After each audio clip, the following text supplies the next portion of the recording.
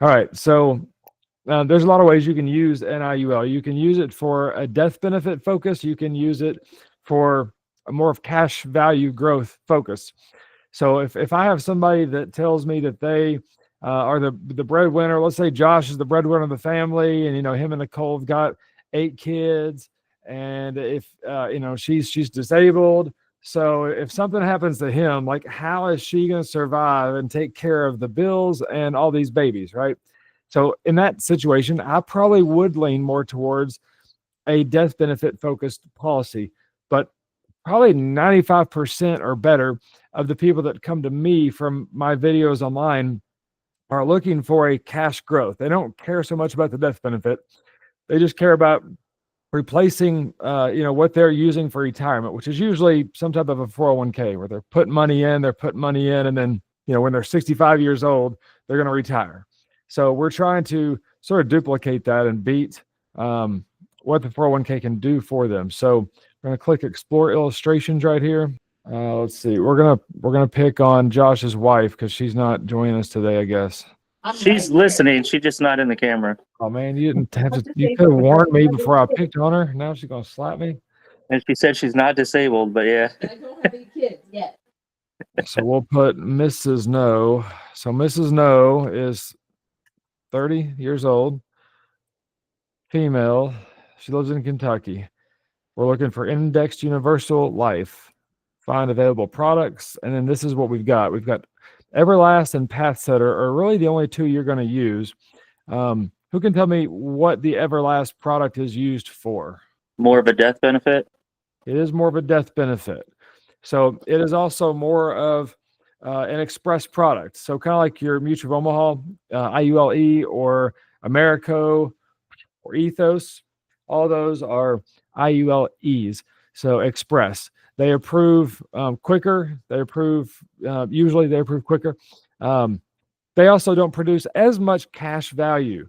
So if you customized a Pathsetter for cash growth, or you customize the Everlast for cash growth, you're going to see a big difference in how much cash they get. Either way, you're not hurting a client. Like you're leaving them better off than when you found them. So it's not like one way is right or one way is wrong. So I'm trying to avoid saying that. But a lot of new agents do like to use this Everlast because it has a higher approval rating, because it's the quicker version. So it's kind of like I don't say jet issue, but more like a simplified issue IUL. So there's not a lot of custom tailoring and structuring and all that you have to do in the case design. So you also would never want to use Everlast on a minor. You only want to write Everlast if they're 18 or older. So believe it or not, if you have a 10-year-old and you think, well, Everlast issues faster and Everlast issues more often, I'm going to write this Everlast, and you do it on somebody that's under 18, it's actually going to pend, and it's going to require a couple of things that'll make it take a little while.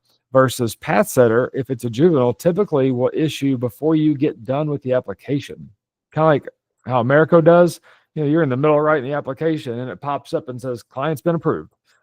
So I see that a lot with younger people on the Pathsetter. So for today, I'm going to use Pathsetter since that's most of the time what we're looking to do is grow cash or grow wealth. So I've taught you in the past how to go through here and how to click what you're solving for and how to custom set it up. Today, I'm going to show you a hack of how to do that a whole lot quicker. So the way I structure mine, if you guys send it to me every time, I pretty much structure the same way. I'm going to set it up to where they take money out. They build money, they build cash in the accumulation phase. And then during the distribution phase, they get cash. And the goal is to get them as much cash as possible. So instead of going through the solves, today we're going to use this quick solve.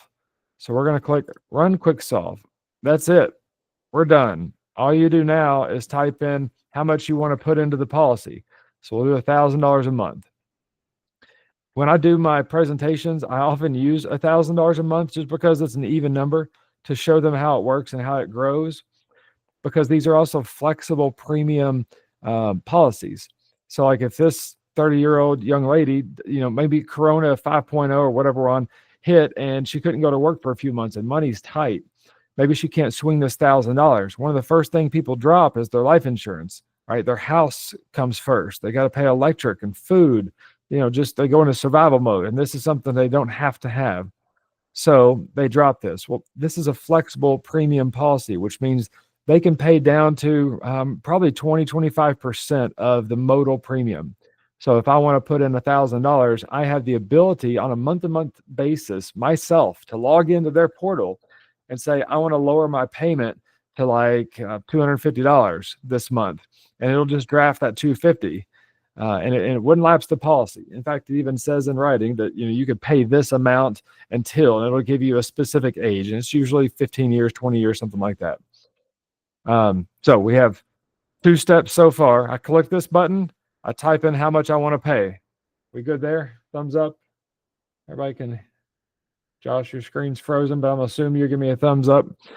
And then on the options, your indices, your allocations here, where are you going to put their money with which stock, right? So what we've done in the past is, if you notice, their system automatically splits it between the Morgan Stanley and the BlackRock. I'm not giving investment advice here. So, if we put it out for the public on the internet to everybody to see, I'm not giving investment advice here, but I'm going to take 0 on the BlackRock just based off how it's performing. And normally I would put a little bit in this S&P 500, but what that does is the other 50% up here, this has a 1% bonus. So whenever I split it, yes, I'm looking to get a little bit of steady growth from the S&P because it's tried and true.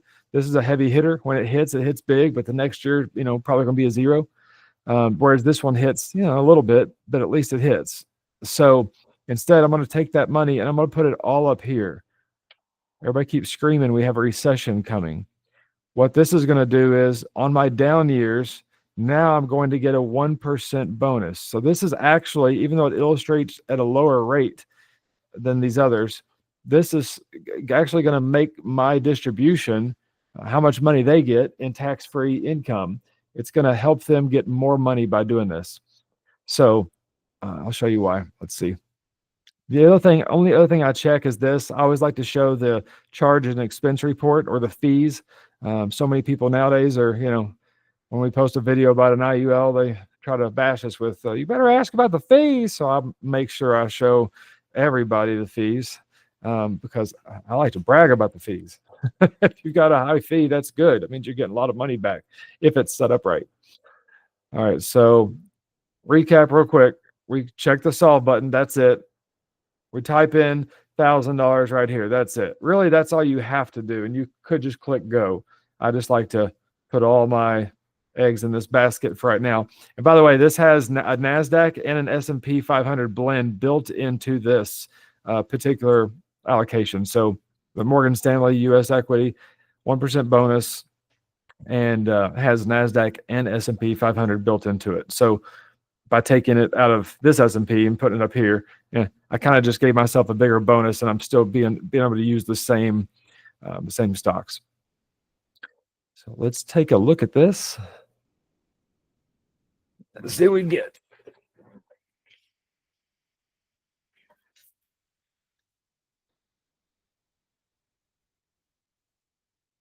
We need elevator music. These things take forever to load. There we go. All right. I like to save it and then open it because I can blow it up better. So first, I talked about the flexible premium, right? So they're putting $1,000 a month in. Look at their minimum payment.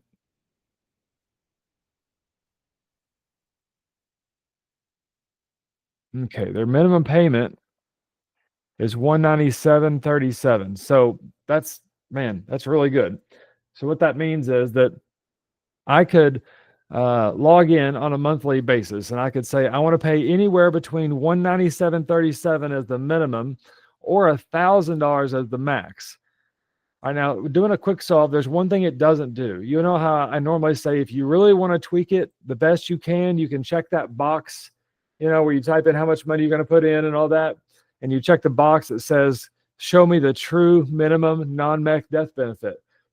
What that does, it absolutely gives them the very smallest death benefit, but it removes all ability to put in more money later. So they can't put in more than $1,000. Does anybody know what a guideline annual premium is? This bottom number? You're probably not supposed to. That's why this is the advanced class today. So what this means is this is the most they could put in a single year. So watch how this works. Let's just say, let me pull up, I'm probably gonna need 2 calculators for this. All right, so let's say that Mrs. No here has been paying $1,000 a month, right? So times 12, that's 12,000 a year. And let's say she's had this product for 10 years. So times 10 years, she's put in $120,000, right? She could have put in anywhere between 197 and 1,000.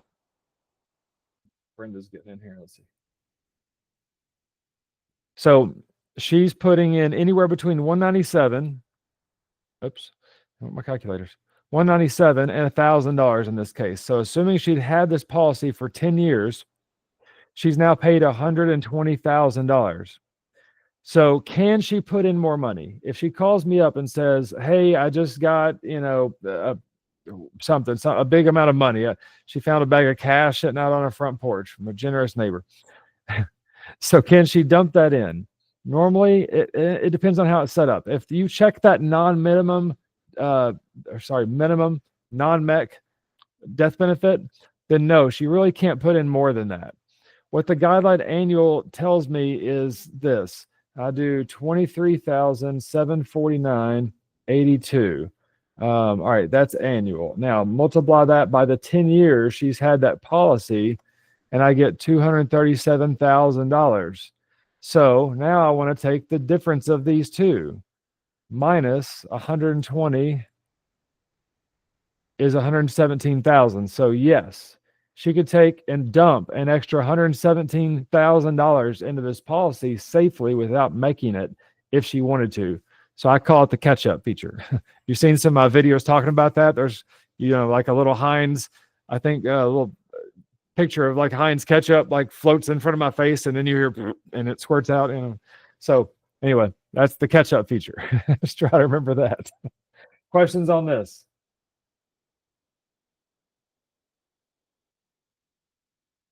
Can y'all still hear me? I can hear you. Okay. Yeah, we hear you. I can barely hear you. I'm turned up all the way, and I have to strain to hear. Turn your hearing aid up. Yeah, I can hear it perfectly. It's got to be something with your audio output settings, maybe. Like your volume on your PC may be up, but there might be a setting down here in the bottom right that, No, you're on my Android right now. I wasn't able to get in on my MacBook. Huh. All right.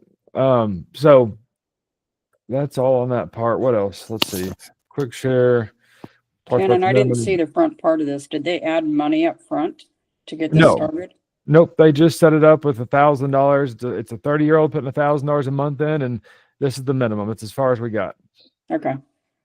So, but I didn't check the all you missed was this. Instead of going through and clicking this all for max accumulation and income, I check none, and I check this box that says quick solve, and it automatically does all that. It automatically has them pay in until 65, like everything. All these are locked out features now, and then I just type in how much they want to pay. That's it. And then I did start changing the allocations to 100% Morgan Stanley because I want the bigger bonus, and I'm going to show you what that does right now. So since we have a recession, they keep talking about, right? It's coming. It's coming. Here it comes. Running from it like mudslide. All right, let's see. All right, so this shows, so we know that this Morgan Stanley has NASDAQ and S&P 500 built into it, and this shows us that it gives me a 1% bonus. So what we're looking at is this is the 20-year historic performance of the Morgan Stanley, right? So we can see when it's gone up and down and what it's averaged. So it averages 7.35. By using this particular strategy, what we're doing is with an IUL, we can't lose money, right? Well, the guarantee on the product is 0.25. That's not much, but what that means is when everybody else is losing money because the market's crashing, their 401ks are tanking, our clients are still going to earn 0.25. All right, so by taking that 50% I normally put in the S&P 500 and dumping it all into the Morgan Stanley, and by the way, this is something you can change for clients on the fly. Like you can log in with them on their portal and just they can change it right there. So if you've written one of these in the past, we used to use the Barclays a lot, and it started not doing so hot. So like I'm switching all my people to this. It might be a good idea to call those clients and say, hey, we've noticed some trends coming up, and might want to move our allocations over to here. But other than this glitch, which is being worked on, other than this glitch right here, if you notice, every time the market goes negative, your client earned 1.25, right? Negative 19, that's what people lost. And then your client's still gaining 1.25. Why is 1.25 the minimum that you see? Because we have that 0.25 as the guaranteed minimum, and we have a 1% guaranteed bonus. Also, that's another thing I just found out. A lot of companies, that bonus is not guaranteed. They could, I knew that part. They could just turn that off anytime. If they start losing money, the market's down, blah, blah, blah, they can say, hey, we're losing too much. We're not going to give you that bonus anymore.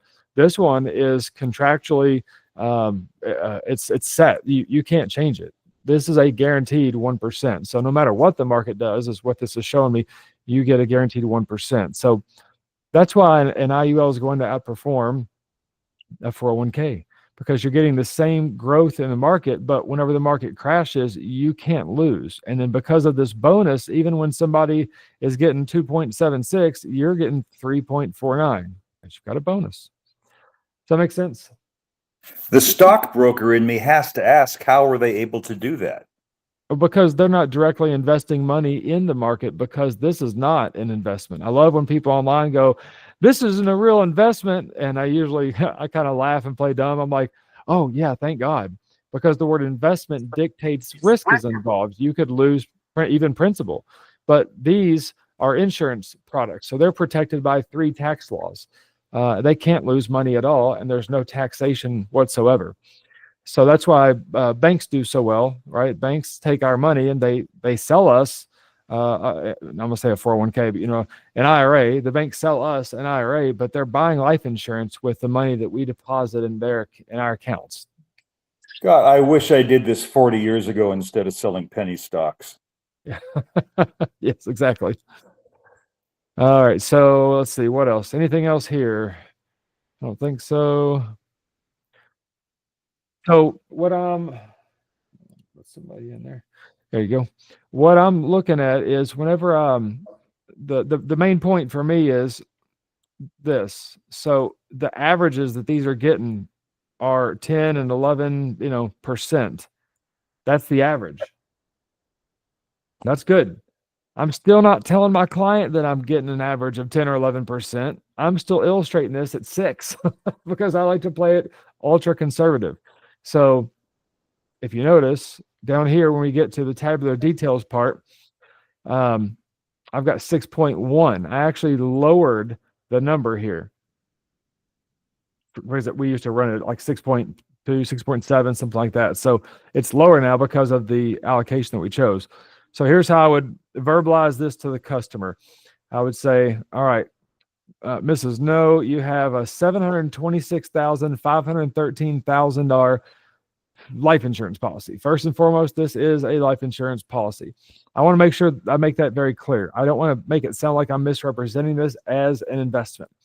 And I make sure they know why. Like I said, investments dictates risk. These are guaranteed.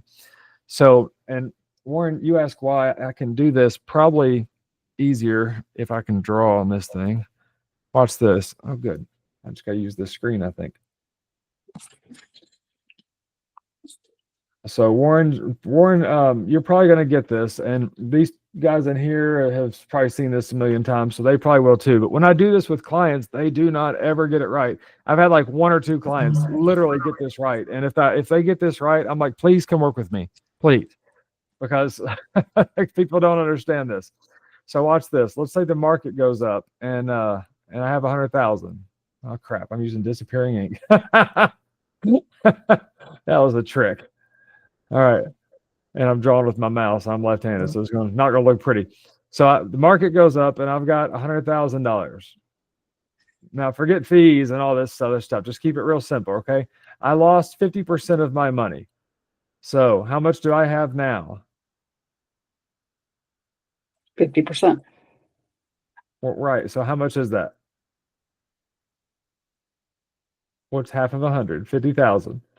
Now the next year, after a crash, we usually have an expansion where the market goes back up. So now we're going to gain 50%. Now how much money do I have?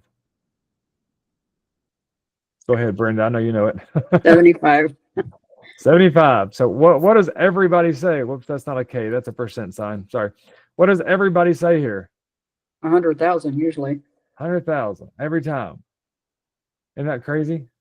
So do you all know why they say 100,000? Because, no offense, Warren, but you did stocks. You weren't exactly a financial planner, but your financial planners out there are, people are running to them going, the market's crashing. I'm losing all my money. And they go, honey, just ride it out. It'll come back. Well, what that makes them think is that I had 100, I lost half. But then the next year, the market went back up 50%. So I lost 50, I gained 50, I'm back to 100. That's how their thought process works. I don't want to say and that's how gold dealers were able to take everybody's money during the 90s. Yes. Yeah, I try telling people about gold. It's listed. You can look it up. It's listed as a non-productive asset. It's like Bitcoin. If you set gold and Bitcoin side by side on your counter for the next million years, I guarantee you they do not reproduce, they do not grow, they do not get any bigger. They're a non-productive asset. The only way that you make money in gold or crypto is by hoping that somebody comes along in the future that is so psyched up about gold or crypto that they pay more to you for your gold or crypto than you paid somebody else when you bought it. That's the greater fool theory. Exactly. So, and it's also unregulated, right? And plus, not gold, but and gold, by the way, has been around. I mean, if you look up what's the increase, I saw this the other day on a video somewhere. What's the average return of gold? And it said that in the last 2,000 years, basically since Jesus walked the earth, gold is up 0.3%. 2,000 years, you can make you a little bit of money. So yeah, the answer here is 75,000. Clients are always going to say 100 there, but it's 75 because you had 100, you lost half. This is now in the past. You now have 50,000. 50% of 50,000 is 75. We all clear on that? We good? I can't tell people are. I can see the two of you, so I know you are listening, but I just see everybody else's emoji or sign or whatever that says. All right, so the way the IUL works is we don't directly invest money in the stock market. We mimic the stock market's growth. So we watch its performance and we give index credits based off of how it performs. So now the market goes up, we have 100,000. This dude had to dig out of the hole to what we call the break-even burden before he could even start to earn any money. And that's why he only earned $5,000 during this period. But this guy over here, he never takes a loss. That's a flat line. Sorry, I just can't draw. So he never lost any money because that's the guarantee in his policy. So since he never lost any money, when the market went back up 50%, he's sitting here with 100,000, not 50, waiting to jump on it. So as soon as the market goes up, this guy now has 150. But essentially in that flat line, you're still earning 1%. something, right? 1% or whatever, 1.25%. Right, exactly. Yes. Very good. So do you want to be the green guy or the red guy? Green guy. Yeah. So here's another neat thing is I like to tell people this. I'm like, all right, so this is the growth pattern of, I call this the EKG. This is the stock market. This is what it looks like, right? We don't know what it's going to do. We have no idea. So I call it EKG. And then you've got something over here. I must have given Brenda control. I think you're clearing my screen, which is fine. That was perfect timing, whoever it was.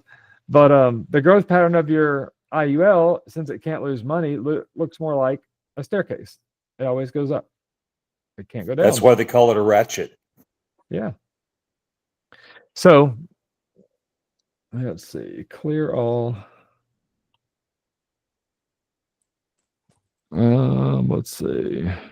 All right. So the death benefit 726, 513. That's a weird number. That's one way you can tell if it was solved at least correctly. If you see an even number there, usually that means that the agent typed it in, right? It wasn't solved for. So if I'm looking for minimum death benefit and maximum cash growth, this is not going to be an even number. So if I see somebody write one from another company, I see them all the time. They'll have a different company's name on it, or sometimes even this one, and it'll have like 900,000 here. Okay, well, when I solved it, I got it down to like 300. What that means is the agent tripled the death benefit to triple their commission, because this is what we get paid on. So I have an odd number here. I'm putting $12,000 a year into my policy until I'm 65. All right, when I'm 65 years old, these are all zeros. No more money going in. As long as I live, there's no more money going in. And look at this. Now I'm going to receive a tax-free income for life of $160,000 a year. Anybody think they couldn't live off of 160 a year when they're, probably got their house and cars and everything paid off? Kids are grown on their own. You don't have to, pay for 4 times the food and the stuff, grazing kids, whatever. So that's pretty neat. Now, also, let's just assume that something happens to Nicole. Sorry, Nicole. And at 80, she kicks the bucket, right? So life insurance is not always a pleasant conversation. I apologize. So she's put $420,000 into her policy.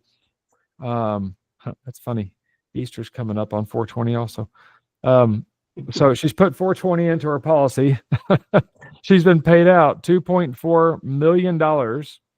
And now she still leaves behind $879,000 to her family when she dies. So we've turned 400 into, what is that? 3.3-ish million dollars. And this is where I lose people. That's already mind-blowing right there. Like that enough is enough to sign up. And that's why we run them so conservatively. I've had people try to beat our numbers, and they'll run these at 15 to 18% interest. Look, I ran this at 6, remember? 6.19. What did we say that this was averaging? 10.3, 11.3? Yeah, so I think 11.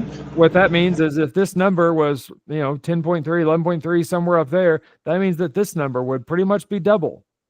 So this person's going to get somewhere between probably $160,000 and $300,000 a year. And I don't think, of course we want them to get the most, right? But I don't know what the market's going to do. I can't guarantee them anything. But I know it's going to be between 160 and 300. Either way, they're going to be happy with it.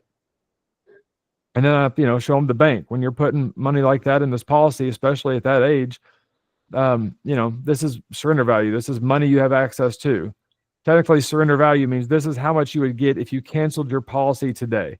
So like people ask, well, what if I canceled my policy? Well, then that's what you would get right there. That's what that means. So like, since it's totaled for me in 10 years, if somebody said, hey, I just want to get all my money back. I've never had that happen, but I'm sure it has happened.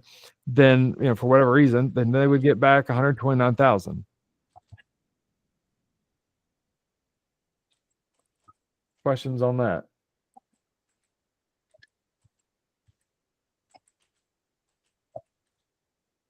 All right, any questions? Any generic questions at all?